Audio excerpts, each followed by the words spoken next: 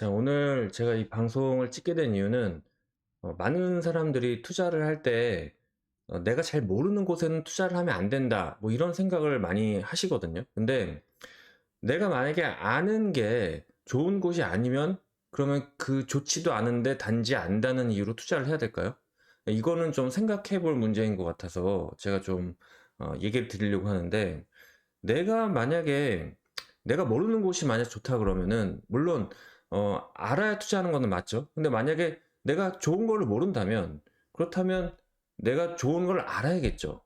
그러니까 내가 모르는 곳에 투자하지 말라는 거는 내가 알고 있는 게 투자하기 좋을 때 해당되는 말이고, 내가 알고 있는 게 하나도 안 좋다 그러면 당연히 내가 모르는 걸 공부해서 알은 다음에 투자를 해야 되는 거예요. 그 많은 사람들을 보면 제가 느끼는 부분이, 그냥 좋은 걸 잘 모르는 채로 그냥 내가 아니까 친숙해서 투자하는 게 굉장히 많습니다.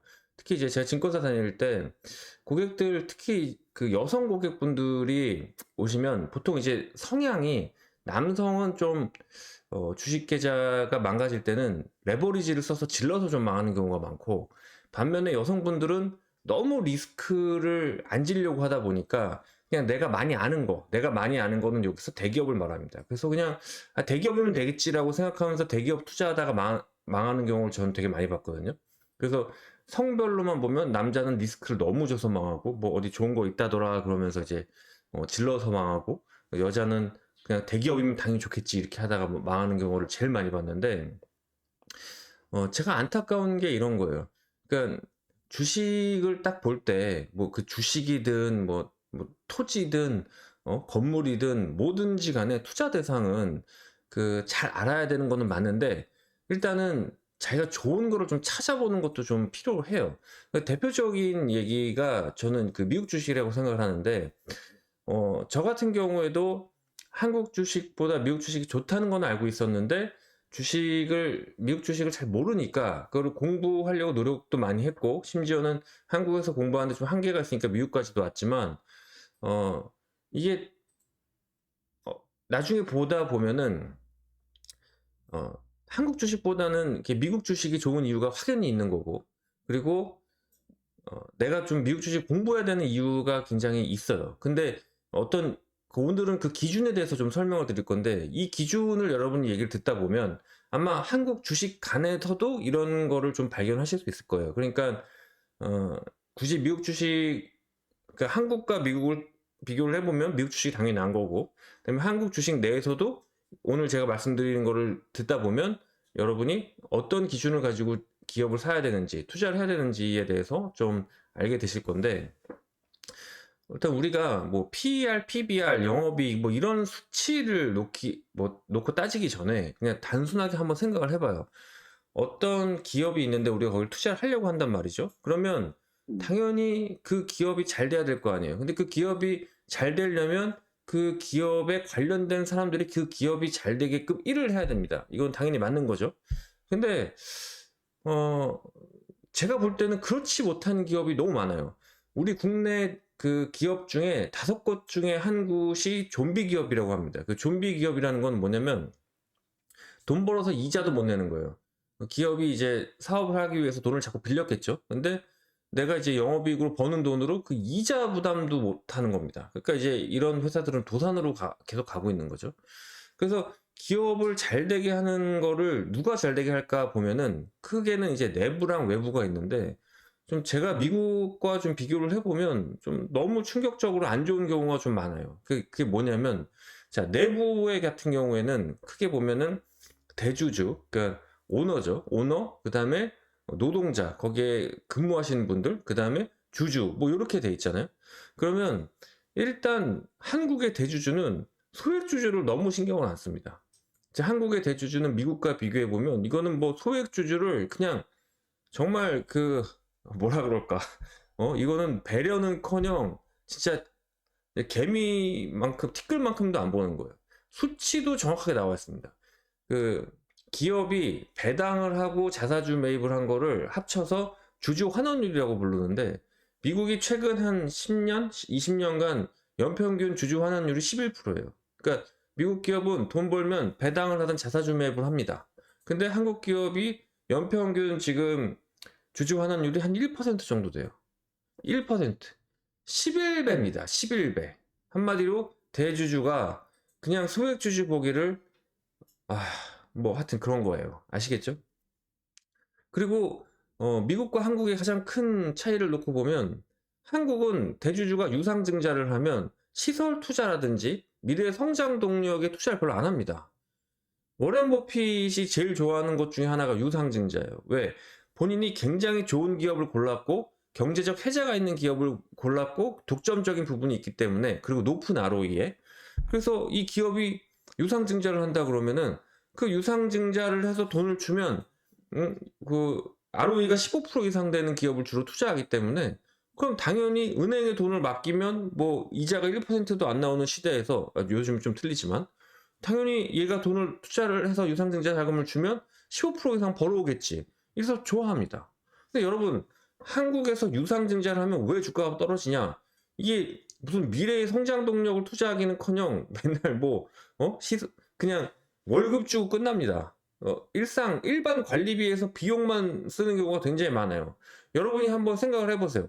주식하는 사람이면 유상증자를 안 해보진 않았을 겁니다. 근데 유상증자를 했더니 갑자기 그걸로 인한 과실이 몇 년 안에 나온 걸 본 적 있으세요? 저는 거의 보질 못했어요. 아주 특수한 경우를 제외하고. 그래서 일단 대주주가 그 주주한테 환원할 생각 자체를 안 해요. 오히려 유상증자로 돈을 땡기면, 미국은 유상증자 땡겨서 또 주주 환원할 생각을 하면서 유상증자를 하는 건데 반해서 한국은 그냥 인마이 포켓이란 말이죠. 그 다음에 노동자도 마찬가지입니다. 이게 제가 전문가를 하면서 가장 힘든 게 이건데, 이 투자를 한다는 거는 기본적으로 내가 소액주주든 대주주든 뭔가 주주의 마인드에서 바라보는 거거든요. 근데 대부분 투자를 하시는 분이 노동자 계급이다 보니까 이게 주주의 관점에서 기업을 설명하게 되면은 막 화를 내시는 경우를 많이 봤어요. 그러니까 여러분 잘 생각을 해보세요. 기업이 있는데 그 기업이 성장 과실이 일단 있어야 돼요. 그러니까 열심히 뭐 노동자들이 일하고 대주주가 경영을 잘하고 해서 성장 과실이 무조건 있어야 됩니다. 그럼 성장 과실은 기본적으로 픽스가 돼 있는 거예요. 그죠? 그리고 성장 과실은 기본적으로 대주주와 경영자와 노동자가 내는 게 맞죠. 하지만 그렇게 하기까지 소액주주들이 밀어준 거죠. 돈을 가지고 자금이 있어야 사업을 하니까. 근데 과실이 있으면 그 과실을 나눠 먹을 생각을 누가 하냐면 대주주랑 노동자들이 거의 나눠 먹을 생각을 합니다. 이 소액주주한테 나눠줄 생각을 안 해요. 당연히 그러니까 주주 환원율이 1%도 안 되겠죠. 그죠? 그래서 예를 들면 저는 이제 삼성전자 관련해서 가끔 그 댓글창을 보면은 뭐 이건희 그 회장님이나 이재용 뭐 지금 부회장인가요? 삼성의 노동자들한테 가야 할 돈을 오너가 해먹었다는 막 그런 댓글을 가끔 봐요. 그럼 저는 좀 황당합니다.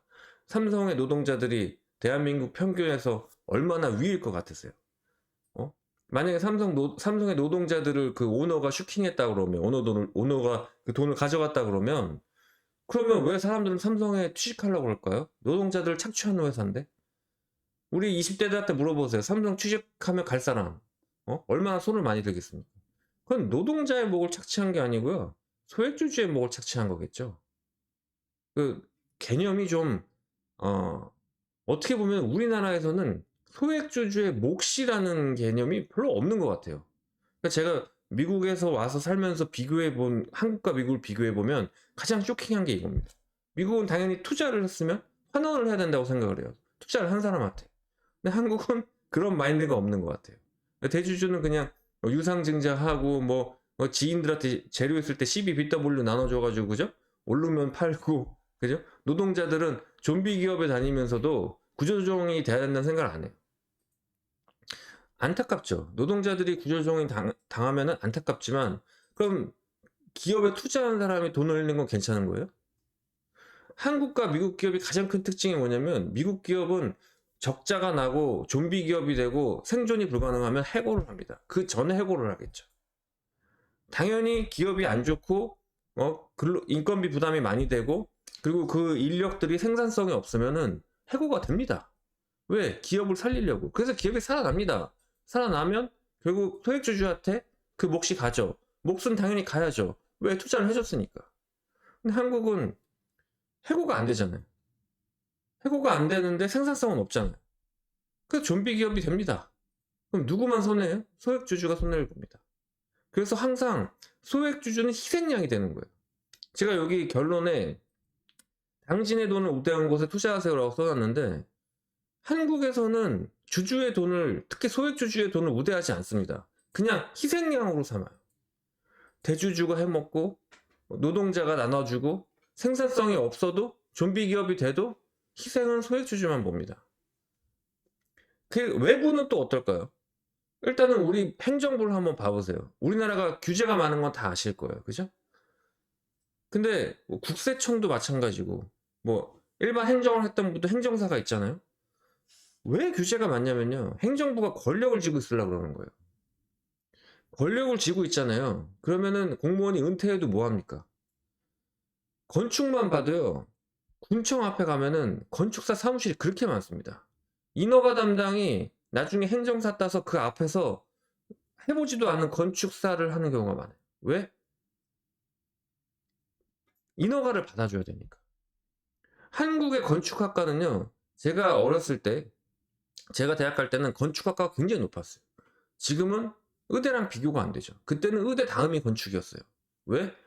세계적인 건축학도들이 한국에 오면은 이거는 건축의 영역이 아니라 그래요. 인허가의 영역이지. 그리고 뭐 국세청도 마찬가지예요. 국세청 출신은 나중에 세무사를 할 수가 있죠. 그 커리어를 그대로 가져가잖아요. 그러니까 모든 행정부가 규제가 많은 이유는 괴롭혀줘야 나중에 은퇴하고 나와서 정관유예로 할 게 많은 거예요. 근데 국회도 마찬가지예요. 산업과 관련된 법을 했을 때 뭔가 기업을 살린다는 생각 자체가 없습니다. 특히 지자체도 마찬가지예요. 그리고 은행과 증권회사, 이거는 더 말할 것도 없어요. 한국에 여러분 은행이 몇 개인 줄 아세요? 한국의 은행이 제가 조사해보니까 한 50개 정도 되더라고요. 근데 대부분은 4대 은행, 그죠? 신한은행, 하나은행, 국민은행, 또 뭐 있지? 하여튼 기업은행인가? 이런 은행들이 메인 은행이고, 그리고 뭐 지역은행 뭐 조금씩 있겠지만 사실 대출 받기가 쉽지가 않죠. 특히 우리나라는 대표적인 관치금융의 나라입니다. 정부가 은행에 꽂아놓고 낙하산 넣고 규제를 강화하고 맨날 욕먹는 금감원이 무소불위의 권력을 갖고 있고, 맨날 욕을 먹으면서도 역대 정권에서 항상 금감원장은 그죠? 신복을 꽂을 수밖에 없고, 그 신복은 또 은행을 관리하고 그런 곳이에요. 미국의 은행이 몇 개인 줄 아세요? 한 4,040개인가 그렇습니다. 4,040개. 그러니까 무슨 말이냐면 대출을 프렌들리하게 해준다는 거예요. 그러니까 진짜 살아날 기업한테 돈을 밀어줄 수가 있는 거죠. 근데 우리는 진짜 살아날 그런 것들도 안 됩니다. 예를 들면 미국 같은 경우에는 스타트업이든 뭐 중견기업이든 결국 대출 담당자가 이 사람이 가져온 크레딧을 가지고 사업 계획을 가지고 평가를 해서 돈을 밀어주는 데 반해서 우리는 크레딧이라는 게 없습니다. 문화 자체가 크레딧 문화가 아니에요. 아무리 지금까지 잘해왔어도 그냥 담보 없으면 은행에서 쉽게 빌려줄 수가 없습니다. 그리고 모든 게 매뉴얼이에요. 우리랑 비슷한 게 또 어떤 나라가 있죠? 일본이 있습니다. 일본 경제 어때요? 20년간 망해가잖아요. 제가 봤을 때 은행이 이런 경제에 대해서 폐를 끼치는 게 굉장히 많습니다. 미국은 크레딧의 나라라서 네가 지금까지 해왔던 것에 대해서 크레딧을 쌓았고 그거에 대해서 신뢰를 하고 돈을 빌려주는 데 반해서 일본, 한국 매뉴얼대로만 합니다. 그래서 보면 우리나라의 기업들을 보면 내부든 외부든 결국은 소액주주가 가장 큰 피해를 볼 수밖에 없는 구조예요. 제가 오늘은 미국 주식을 하자는 게 아니고 기본적으로 여러분들이 투자를 할 때 알아야 되는 거는 가장 중요한 건 뭐냐면 당신의 돈을 우대하는 곳에 투자를 해야 됩니다. 적어도 당신의 돈을 뜯어먹으려고 하는 곳에 투자를 하면 안 됩니다. 이 마인드를 반드시 가지고 계시기를 바랍니다.